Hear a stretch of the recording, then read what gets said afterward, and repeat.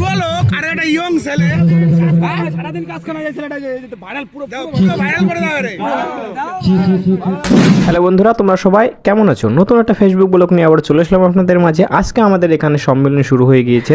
আজ বুধবার রাত্রে বেলায় দল আসবে আমাদের এখানে, তাই সকলে মিলে পরিষ্কার করছি জায়গাটা। মাননীয় বিশেষ করে শুভঙ্কর কাঞ্জিলাল এই পায়খানা বাথরুম পরিষ্কার করছে।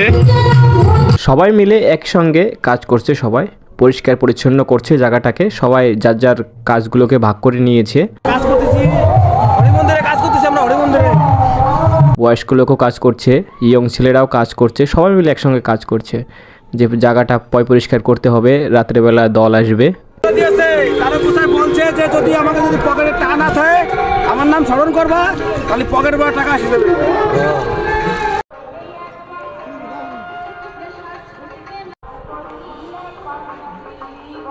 এই যে ছেলেটা দেখতে পাচ্ছ, এই ছেলেটা খুবই বড় লোক, মানে কোনো জায়গায় আসে না। ওর 4 চাকা বেলার গাড়ি আছে। দেখো এই যে এমন বাজে 10, 10:30 বাজে, চা বিস্কুট খাচ্ছে। এমন 10:30টার সময় চা বিস্কুট খাচ্ছে। এর সময় দুই কথা কাউ দিন। এই লোকটা কোনো কাজ করে না, এই যে একটা বুড়ো লোক আর একটা ইয়ং ছেলে সারাদিন কাজ করে ছেলেটা ভাইরাল পুরো ভাইরাল করে দাও রে।